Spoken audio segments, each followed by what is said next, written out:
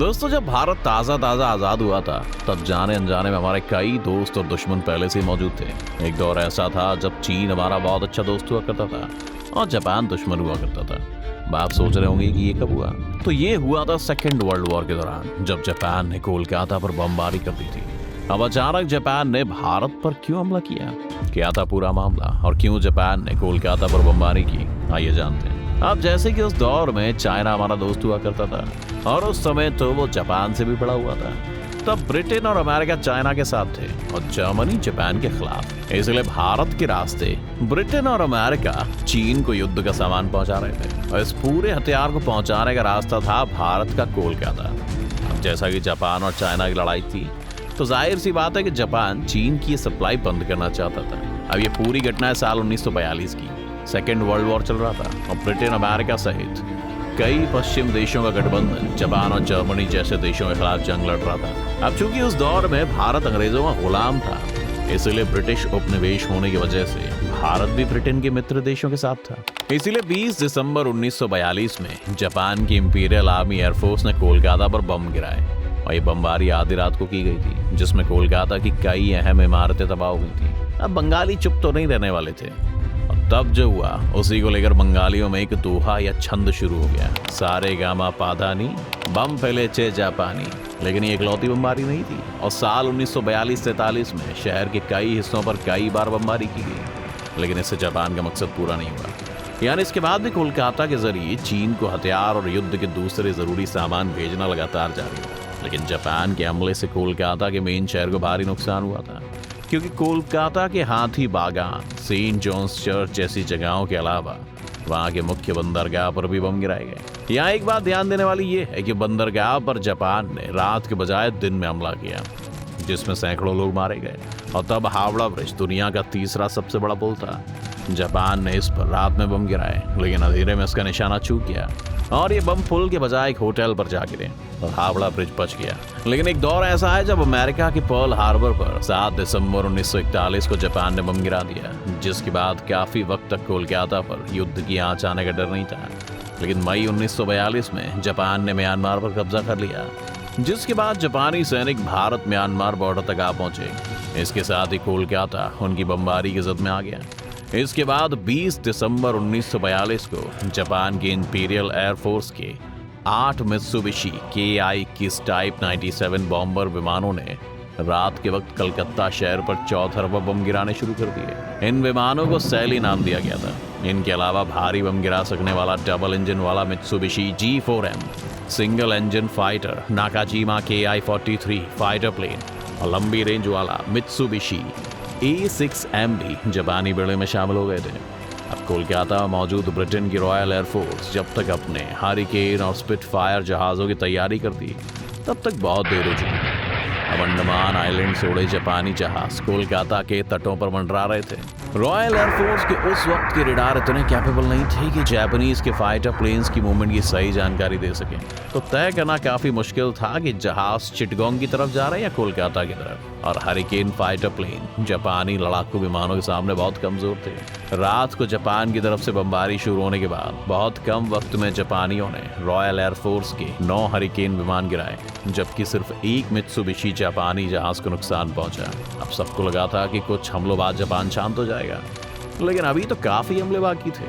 और 24 दिसंबर की बात को 10 सैली विमानों ने सेंट्रल कोलकाता के डलहौजी स्क्वायर इलाके में बम गिराए।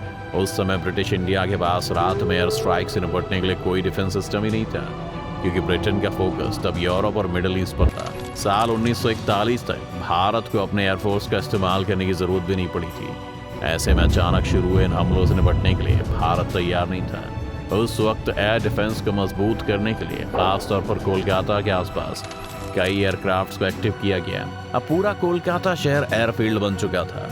चारों ओर मैदानी इलाकों के बीच रेड रोड को हवाई पट्टी बना दिया गया था। शहर के बीचों बीच इमारतों से घिरे इस एयरफील्ड से ऑपरेट करना आसान नहीं था, लेकिन एक अच्छी बात थी कि इससे लोगों का मनोबल बढ़ा। फिर क्या था, जवाबी हमले किए गए और 165 हरिकेन विंग के कमांडिंग ऑफिसर ने 23 दिसंबर को एक जापानीज जहाज को क्षतिग्रस्त करने का दावा किया और अगली रात एक और जापानी जहाज को गिरा दिया गया।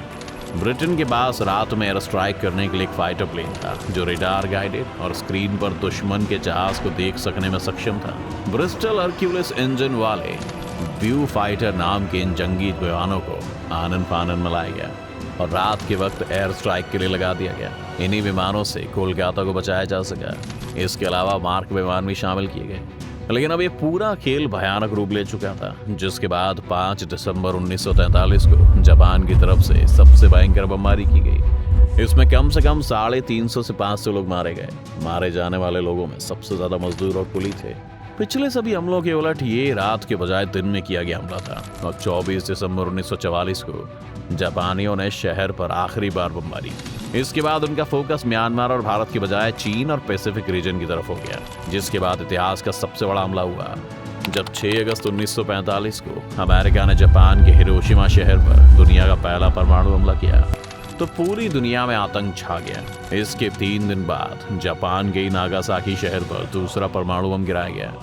दोनों शहर लगभग पूरी तरह तबाह हो गए और युद्ध रुक गया। जापान ने हथियार डाल दिए, सबसे बड़ी बर्बादी हुई और जापान को सरेंडर करना पड़ा। बेशक आपको सेकेंड वर्ल्ड वॉर से इंडिया का कनेक्शन नहीं पता रहा होगा और आज बहुत कम लोगों को द्वितीय विश्व युद्ध से कोलकाता का कनेक्शन याद है, लेकिन दिसंबर 2018 में हुए एक वाकये ने इसकी याद ताज़ा करा दी, जब कोलकाता पोर्ट के नेताजी सुभाष डॉक पर करीब 450 किलो का एक बम मिला। ये वही बम थे जो जापानीज ने द्वितीय विश्व युद्ध के दौरान शहर पर गिराए थे। ये उन्हीं में से एक था जो फटने से रह गया था, लेकिन इससे बहुत बड़ा नुकसान भारत को हुआ और उसका सबसे बड़ा शहर तबाह हो गया।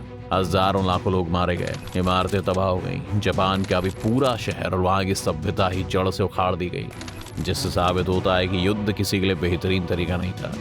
लेकिन इस पूरे हमले के बाद भारत में एक अलग ही क्रांति की लहर दौड़ पड़ी, क्योंकि कहीं ना कहीं सब समझ गए थे कि जो भी हुआ उसमें ब्रिटेन का मेजर रोल था और उसी के हथियार सप्लाई की वजह से जापान ने भारत को निशाना बनाया, जिसके बाद अंग्रेजों के खिलाफ एक बड़ा आंदोलन किया गया और आंदोलन का नेतृत्व कर रही कांग्रेस ने पहली बार अंग्रेजों के सामने मांग रखी थी कि आपको भारत अभी छोड़ना होगा। जैसा कि आज़ादी की मांग तो बहुत पहले से चल रही थी, लेकिन तब इससे लेकर बातचीत होती थी। 1942 में जब यह आंदोलन शुरू हुआ तो कांग्रेस ने साफ कहा कि अब इस बारे में कोई बातचीत नहीं होगी और आपको तत्काल जाना होगा। उस वक्त हालात ये थे कि एक तरफ से जापान पूरे दक्षिण पूर्व एशिया को पार करते हुए भारत की तरफ बढ़ रहा था और हमारे जो राष्ट्रीय नेता थे, खासकर महात्मा गांधी, जिनकी समझ थी कि जापान ने अगर इधर हमला किया तो क्या होगा।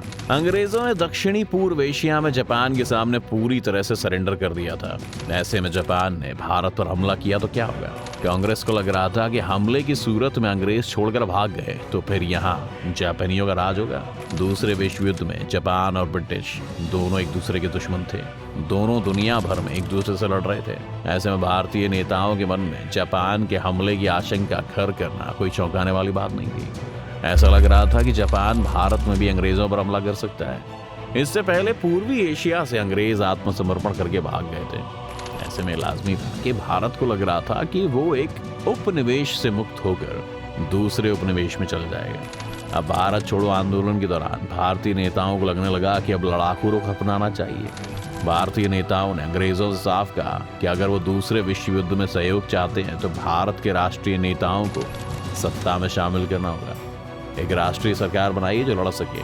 अगर ब्रिटिश उन्हें बाहर रखकर ऐसा करना चाहते हैं तो भारत से जाइए। दूसरा विश्व युद्ध और भारत छोड़ो आंदोलन यही पूरा मामला था। अभी अंग्रेजों के लिए युद्ध का समय था। उन्हें लगा कि वो भी ऐसा कोई कदम नहीं उठाएंगे जिससे उन्हें झटका लगे, लेकिन अंग्रेज तो अंग्रेज थे। भारत छोड़ो आंदोलन को कुचलने के लिए ब्रिटेन हुकूमत ने बड़ा ही कड़ा रवैया अपनाया। अंग्रेजों ने तो हवाई जहाजों से बम तक गिराए और एक अनुमान के मुताबिक इसमें कम से कम 10,000 लोग मारे गए थे। हालांकि भारतीयों ने हार नहीं मानी और राष्ट्रीय स्तर पर आंदोलन फैलता गया। भारतीय दबे बिल्कुल नहीं, साथ ही आंदोलन अंडरग्राउंड भी चला।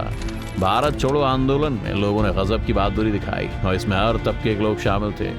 भारी संख्या में स्टूडेंट भी शामिल थे। छात्रों ने गांव-गांव जाकर प्रचार किया, किसानों को जगाया। पूर्वी उत्तर प्रदेश और बिहार में कई समानांतर सरकारें बनी। इतना ही नहीं, महिलाएं और मजदूरों ने भी इस आंदोलन में भाग लिया। कई उद्योगपतियों ने भी इसमें हिस्सा लिया। इसमें राष्ट्रीय एकता साफ दिखी। इसमें लोगों के व्यापक पैमाने पर भागीदारी थी और ये जापान और ब्रिटेन दोनों के खिलाफ के बाद का मोमेंट था। तो दोस्तों, ये थी हमारी आज की वीडियो। आपको क्या लगता है, क्या भारत और जापान की दोस्ती वाजिब है या नहीं? हमें अपनी राय कमेंट सेक्शन में जरूर बताएं। आज की वीडियो अगर आपको पसंद आए तो वीडियो को लाइक और शेयर करें और साथ ही हमारे चैनल को सब्सक्राइब भी कर लें।